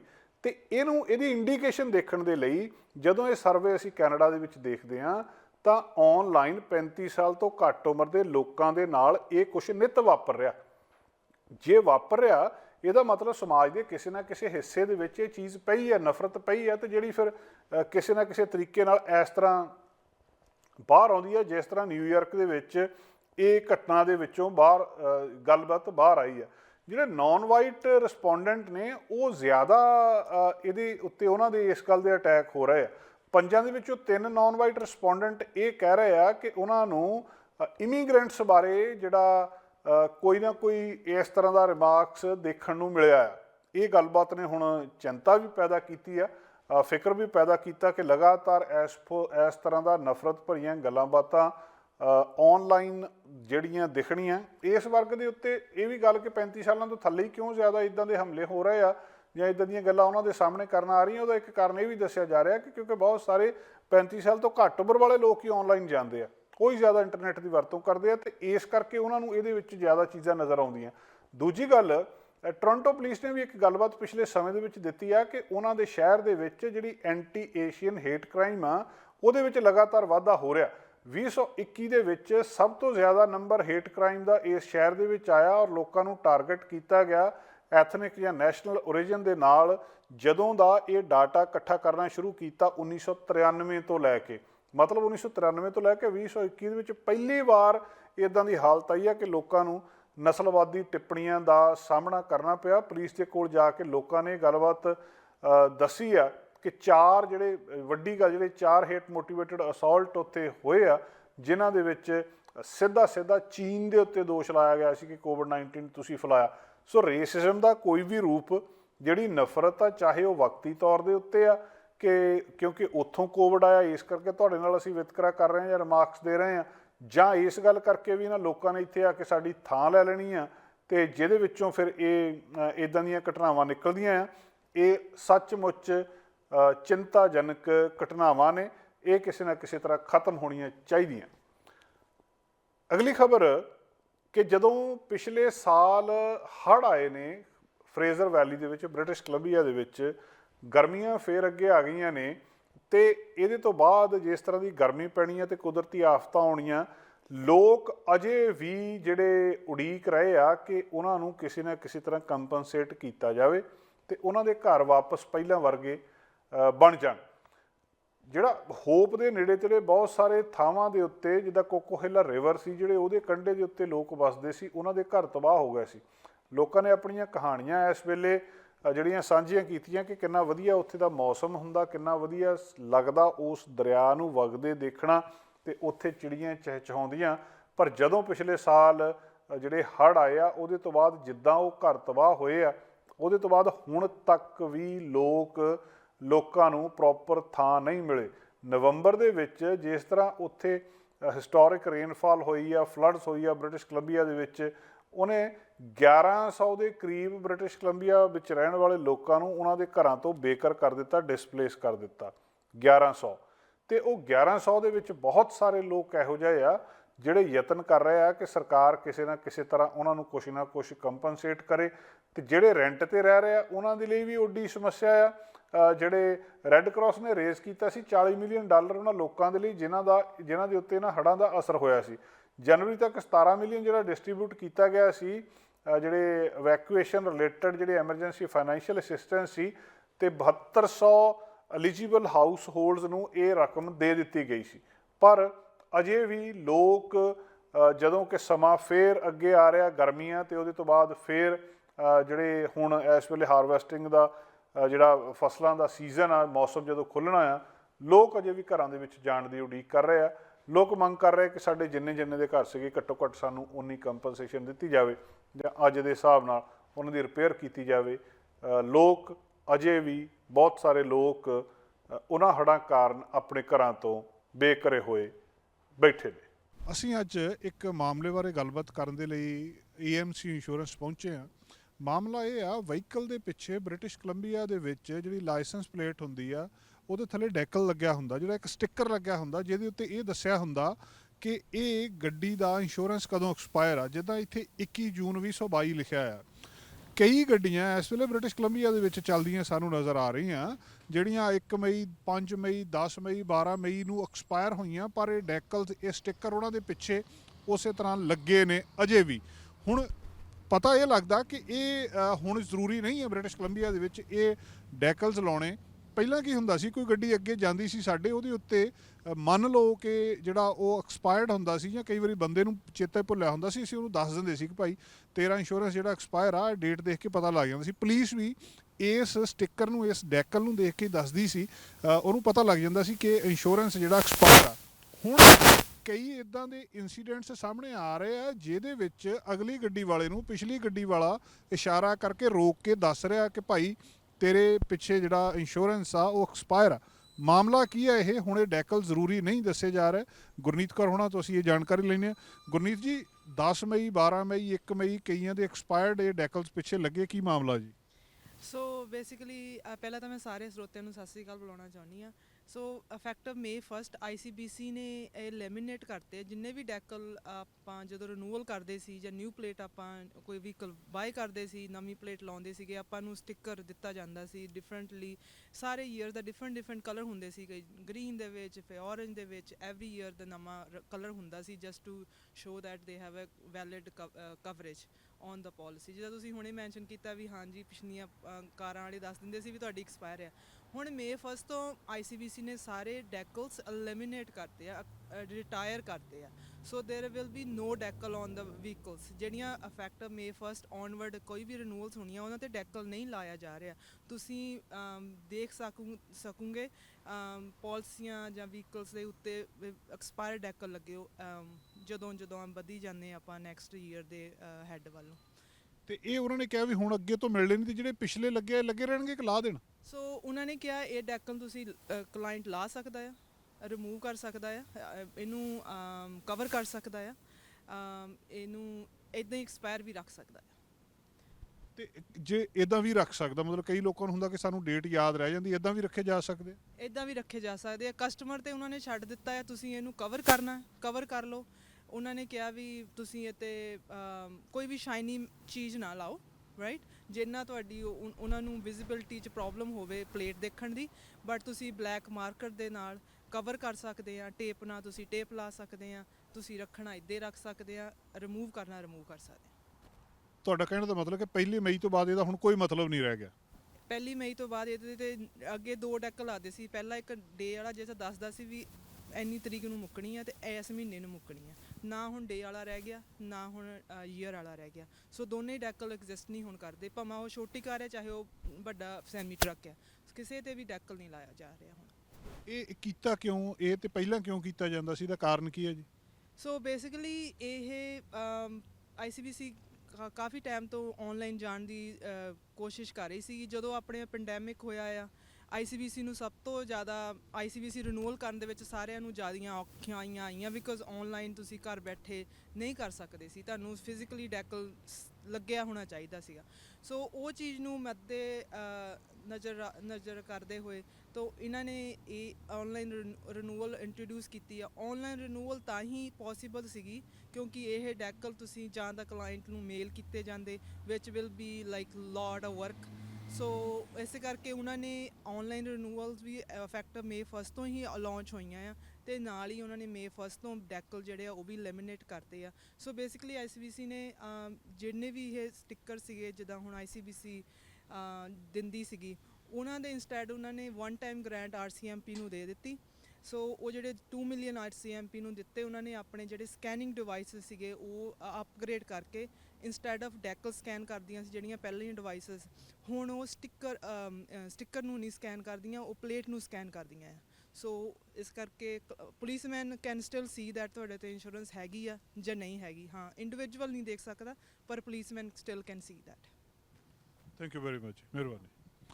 ਦੋਸਤੋ ਗੁਰਨੀਤ ਕੌਰ ਉਹਨਾਂ ਨੇ ਸਾਨੂੰ ਜਾਣਕਾਰੀ ਦਿੱਤੀ 1 ਮਈ ਤੋਂ ਇਹ ਨਵਾਂ ਨਿਯਮ ਲਾਗੂ ਹੋ ਚੁੱਕਿਆ, ਪਰ ਬਹੁਤਿਆਂ ਨੂੰ ਇਸ ਗੱਲ ਬਾਰੇ ਜਾਣਕਾਰੀ ਨਹੀਂ ਤੇ ਕਈ ਵਾਰੀ ਲੋਕ ਘਬਰਾ ਜਾਂਦੇ ਆ ਇਹ ਚੀਜ਼ ਦੇਖ ਕੇ ਕਿ ਜਿਹੜਾ ਅੱਗੇ ਵਹੀਕਲ ਜਾ ਰਿਹਾ ਉਹਦਾ ਇੰਸ਼ੋਰੈਂਸ ਐਕਸਪਾਇਰ ਆ ਤੇ ਇਸ ਕਰਕੇ ਕਈ ਵਾਰੀ ਉਹਨੂੰ ਦੱਸਣ ਦਾ ਯਤਨ ਕਰਦੇ। ਸੋ 1 ਮਈ ਤੋਂ ਬਾਅਦ ਹੁਣ ਜਿਹੜਾ ਪਿੱਛੇ ਬ੍ਰਿਟਿਸ਼ ਕੋਲੰਬੀਆ ਦੇ ਵਿੱਚ ਡੈਕਲ ਲੱਗਦਾ ਸੀ, ਸਟਿੱਕਰ ਲੱਗਦਾ ਸੀ, ਇਹਦਾ ਕੋਈ ਵੀ ਅਰਥ ਨਹੀਂ ਰਹਿ ਗਿਆ। ਅਸੀਂ ਇਸ ਵੇਲੇ ਖੜੇ ਹਾਂ 84 ਐਵਨਿਊ ਦੇ ਉੱਤੇ ਤੇ ਕਿੰਗ ਜਾਰਜ ਬੁਲੇਵਰਡ ਤੇ। 84 ਐਵਨਿਊ ਦਾ ਕੰਮ ਇੱਥੇ ਚੱਲ ਰਿਹਾ। 84 ਐਵਨਿਊ ਜਿਹੜਾ ਕਿ ਇੱਕ ਪਾਸਿਓਂ 120 ਸਟਰੀਟ ਤੋਂ ਲੈ ਕੇ ਫਰੇਜ਼ਰ ਹਾਈਵੇ ਤੱਕ ਜਾਣਾ, ਦੋ ਇਹਦੇ ਵਿੱਚ ਪ੍ਰੋਜੈਕਟ ਨੇ ਤੇ ਇਹਨਾਂ ਵਿੱਚੋਂ ਪਹਿਲਾ ਜਿਹੜਾ ਫੇਜ਼ 1 ਆ ਉਹ ਫੇਜ਼ ਇਹ ਆ ਕਿ ਕਿੰਗ ਜਾਰਜ ਬੁਲੇਵਰਡ ਤੋਂ ਲੈ ਕੇ 140 ਸਟਰੀਟ ਤੱਕ 84 ਐਵਨਿਊ ਉੱਥੇ ਤੱਕ ਜਾਣਾ, ਇਸ ਕੰਮ ਨੂੰ ਪੂਰਾ ਕੀਤਾ ਜਾਣਾ ਤਾਂ ਕਿ 88 ਐਵਨਿਊ ਵਾਂਗੂ 84 ਐਵਨਿਊ ਵੀ 120 ਸਟਰੀਟ ਤੋਂ ਸਿੱਧਾ ਫਰੇਜ਼ਰ ਹਾਈਵੇ ਤੱਕ ਚਲੇ ਜਾਵੇ ਤਾਂ ਕਿ ਜਿਹੜਾ ਟ੍ਰੈਫਿਕ ਆ ਉਹ ਇਹਦੇ ਉੱਤੋਂ ਠੀਕ ਠਾਕ ਜਾ ਸਕੇ। ਕਈ ਸਮੱਸਿਆਵਾਂ ਇਹਦੇ ਵਿੱਚ ਆਈਆਂ, ਇਹ ਕੰਟਰੋਵਰਸੀ ਦਾ ਕਾਰਨ ਵੀ ਰਿਹਾ, ਪਰ ਹੁਣ ਕਾਫੀ ਹੱਦ ਤੱਕ ਇਹ ਫੇਜ਼ 1 ਦਾ ਕੰਮਕਾਰ ਜਿਹੜਾ ਪੂਰਾ ਹੋ ਰਿਹਾ ਆ। ਨਿਊਟਨ ਤੇ ਫਲੀਟਵੁੱਡ ਵਿੱਚ ਡਾਇਰੈਕਟ ਰੂਟ ਇੱਕ ਸਿੱਧਾ ਸਾਡੇ ਕੋਲ ਆ ਜਾਊਗਾ। ਆਲਟਰਨੇਟ ਰੂਟ ਪਹਿਲਾਂ ਜਿਹੜਾ 88 ਐਵਨਿਊ ਤੇ ਕਿੰਗ ਜਾਰਜ ਬੁਲੇਵਰਡ ਵਾਲਾ ਉਹਦੇ ਉੱਤੇ ਕਾਫੀ ਜ਼ਿਆਦਾ ਭੀੜ, ਕਾਫੀ ਜ਼ਿਆਦਾ ਕੰਜੈਸ਼ਨ ਰਹਿੰਦੀ ਆ। ਹੁਣ ਦੋ ਟਰੈਵਲ ਲੇਨ ਇਹਦੇ ਤੇ ਬਣਨੀਆਂ 84 ਐਵਨਿਊ ਦੇ ਉੱਤੇ, ਜਿਹਦੇ ਤੇ ਬ੍ਰਿਜ ਵੀ ਹੋਣਾ ਤਾਂ ਕਿ ਵਾਈਲਡ ਲਾਈਫ ਕ੍ਰਾਸਿੰਗ ਜਿਹੜੀ ਆ ਉਹ ਹੋ ਸਕੇ ਬੇਅਰ ਕ੍ਰੀਕ ਪਾਰਕ ਦੇ ਵਿੱਚ। ਤੁਸੀਂ ਇਸ ਵੇਲੇ ਦੇਖ ਸਕਦੇ ਹੋ ਕਿ ਜਿਹੜਾ ਪੂਰੇ ਦਾ ਪੂਰਾ ਇਹ ਬਣ ਰਿਹਾ ਆ, ਇਹਦੇ ਵਿੱਚ ਲਗਭਗ ਕੰਮ ਪੂਰਾ ਹੋ ਰਿਹਾ ਆ। ਲੈਫਟ ਟਰਨ, ਰਾਈਟ ਟਰਨ ਦੋਵੇਂ ਕਿੰਗ ਜਾਰਜ ਤੇ 140 ਸਟਰੀਟ ਦੇ ਉੱਤੇ ਹੋਣਗੀਆਂ। ਇਸੇ ਤਰ੍ਹਾਂ ਹੀ ਇਹਦਾ ਕਾਰਨ ਇਹ ਸੀ ਬਹੁਤ ਸਾਰਾ ਜਿਹੜਾ 88 ਐਵਨਿਊ ਤੇ ਕਿੰਗ ਜਾਰਜ ਬੁਲੇਵਰਡ ਦੀ ਕ੍ਰਾਸਿੰਗ ਆ ਉਹ ਬ੍ਰਿਟਿਸ਼ ਕੋਲੰਬੀਆ ਦੀਆਂ ਸਭ ਤੋਂ ਖਤਰਨਾਕ ਕ੍ਰਾਸਿੰਗਸ ਦੇ ਵਿੱਚੋਂ ਇੱਕ ਮੰਨੀ ਜਾਂਦੀ ਆ ਤੇ ਇਹਦੇ ਵਿੱਚ ਜਿੰਨੇ ਜ਼ਿਆਦਾ ਐਕਸੀਡੈਂਟ ਹੁੰਦੇ ਆ ਕਿਉਂਕਿ ਇੱਥੇ ਭੀੜ ਬਹੁਤ ਜ਼ਿਆਦਾ ਆ। ਜੇਕਰ ਦੇਖਿਆ ਜਾਵੇ 10 ਸਾਲਾਂ ਦੇ ਵਿੱਚ 2009 ਤੋਂ ਲੈ ਕੇ 2019 11 ਸਾਲਾਂ ਦੇ ਇਸ ਸਮੇਂ ਦੇ ਵਿੱਚ 2158 ਕੋਲੀਜਨਸ ਇਸ ਥਾਂ ਦੇ ਉੱਤੇ ਹੋਏ ਆ, ਜਾਣੀ ਕਿ ਐਵਰੇਜ ਸਾਲ ਦੇ ਵਿੱਚ 216 ਐਕਸੀਡੈਂਟ ਇੱਥੇ ਹੁੰਦੇ ਆ। ਸੋ ਜਿਹੜੇ ਇੱਕ ਜਾਂ ਦੋ ਐਕਸੀਡੈਂਟ ਇੱਥੇ ਇੱਕ ਅੱਧਾ ਦਿਨ ਛੱਡ ਕੇ ਇੱਥੇ ਹੋਏ ਰਹਿੰਦੇ ਆ, ਉਹਨੂੰ ਰੋਕਣ ਦੇ ਲਈ, ਉਸ ਟ੍ਰੈਫਿਕ ਨੂੰ ਘਟਾਉਣ ਦੇ ਲਈ ਤਾਂ ਕਿ ਲੋਕ ਜ਼ਿਆਦਾ ਇੱਧਰਲੇ ਪਾਸੇ ਆ ਸਕਣ। 84 ਐਵਨਿਊ ਦਾ ਕੰਮ ਇਸ ਵੇਲੇ ਚੱਲ ਰਿਹਾ। ਦੂਜੇ ਪਾਸੇ 128 ਸਟਰੀਟ ਤੇ ਜਿਹੜਾ ਸਕਾਟ ਰੋਡ ਆ ਉਹਦੇ ਵਿਚਕਾਰ ਦਾ ਕੰਮ ਫੇਜ਼ 2 ਦੇ ਵਿੱਚ ਚੱਲਣਾ ਆ ਤੇ ਇਹ ਇਸ ਵੇਲੇ ਪਿਛਲੇ ਸਮੇਂ ਦੇ ਵਿੱਚ ਜਿਹੜਾ 20% ਇਨਕਰੀਜ਼ ਹੋਈ ਆ ਉੱਥੇ ਲੋਕਾਂ ਦੀ ਇੰਜਰੀ ਜਾਂ ਮੌਤ ਦੇ ਵਿੱਚ 88 ਐਵਨਿਊ ਤੇ ਕਿੰਗ ਜਾਰਜ ਦੇ ਉੱਤੇ। ਉਹਨੂੰ ਰੋਕਣ ਦੇ ਲਈ ਕਿੰਗ ਜਾਰਜ ਬੁਲੇਵਰਡ ਤੋਂ ਲੈ ਕੇ 140 ਸਟਰੀਟ ਤੱਕ ਤੇ ਇਸੇ ਤਰ੍ਹਾਂ ਦੂਜੇ ਪਾਸੇ 128 ਸਟਰੀਟ ਤੋਂ ਲੈ ਕੇ ਸਕਾਟ ਰੋਡ ਤੱਕ, ਇਹ ਦੋ ਜਿਹੜੀਆਂ ਥਾਵਾਂ ਨੇ, ਇਹ ਦੋ ਮਿਸਿੰਗ ਲਿੰਕ ਨੇ ਇਹਦੇ ਵਿੱਚ, ਇਹ ਪੂਰੇ ਕੀਤੇ ਜਾਣੇ ਆ। ਸੋ ਇਸ ਵੇਲੇ ਫੇਜ਼ 1 ਦਾ ਕੰਮ ਇੱਥੇ ਕਿੰਗ ਜਾਰਜ ਬੁਲੇਵਰਡ ਨੂੰ 140 ਵਾਲੀ ਸਟਰੀਟ ਦੇ ਨਾਲ ਜੋੜਨ ਦਾ 84 ਐਵਨਿਊ ਨੂੰ ਚੱਲ ਰਿਹਾ ਆ। ਪਹਿਲੇ ਫੇਜ਼ ਦੇ ਵਿੱਚ ਇਹ ਪੂਰਾ ਹੋ ਜਾਣਾ ਤੇ ਦੂਜੇ ਫੇਜ਼ ਦੇ ਵਿੱਚ 128 ਸਟਰੀਟ ਤੋਂ ਲੈ ਕੇ ਸਕਾਟ ਰੋਡ ਦੇ ਵਿਚਕਾਰ ਜਿਹੜਾ ਮਿਸਿੰਗ ਲਿੰਕ ਆ ਉਹ ਪੂਰਾ ਕੀਤਾ ਜਾਊਗਾ। ਆਸ ਆ ਕਿ ਸਰੀ ਦੇ ਵਿੱਚ 84 ਐਵਨਿਊ ਪੂਰਾ ਹੋਣ ਦੇ ਨਾਲ ਜਿਹੜੀ ਬਹੁਤੀ ਭੀੜ 88 ਐਵਨਿਊ ਦੇ ਉੱਤੇ ਆ ਤੇ ਬਹੁਤ ਸਾਰੀਆਂ ਕੀਮਤੀ ਜਾਨਾਂ ਉੱਥੇ ਚਲੀਆਂ ਜਾਂਦੀਆਂ, ਉਹਦੇ ਤੋਂ ਬਚਾਅ ਹੋਊਗਾ। ਇੱਥੇ ਇਹਨੂੰ ਵਾਈਲਡ ਲਾਈਫ ਨੂੰ ਕੰਜ਼ਰਵ ਕਰਨ ਦੇ ਲਈ ਜਿਹੜਾ ਕਿ ਇੱਕ ਬਹੁਤ ਵੱਡਾ ਇਸ਼ੂ ਸੀਗਾ ਕਿ ਜਿਹੜਾ ਵਾਈਲਡ ਲਾਈਫ ਦਾ ਨੁਕਸਾਨ ਹੋ ਰਿਹਾ ਆ, ਬਾਇਓਡਾਇਵਰਸਿਟੀ ਦਾ ਨੁਕਸਾਨ ਹੋ ਰਿਹਾ, ਉਹਨੂੰ ਪ੍ਰੋਟੈਕਟ ਕਰਨ ਦੇ ਲਈ, ਉਹਨੂੰ ਕੰਜ਼ਰਵ ਕਰਨ ਦੇ ਲਈ ਸਾਰਾ ਪਲਾਨ ਦੇ ਵਿੱਚ ਬਹੁਤ ਸਾਰੀਆਂ ਗੱਲਾਂ ਦਾ ਧਿਆਨ ਰੱਖਿਆ ਗਿਆ। ਕੈਮਰਾਮੈਨ ਅਮਿਤ ਪਨੇਸਰ ਨਾਲ ਜਸਕਰਨ, ਚੈਨਲ ਪੰਜਾਬੀ। ਸਾਡਾ ਹਰ ਇੱਕ ਪ੍ਰੋਗਰਾਮ ਦੇਖਣ ਤੇ ਸਾਡੇ ਨਾਲ ਜੁੜਨ ਲਈ ਸਬਸਕ੍ਰਾਈਬ ਕਰੋ ਚੈਨਲ ਪੰਜਾਬੀ ਤੇ ਨੋਟੀਫਿਕੇਸ਼ਨ ਲਈ ਬੈਲ ਆਈਕਨ ਵਾਲੇ ਬਟਨ ਤੇ ਕਲਿੱਕ ਕਰੋ।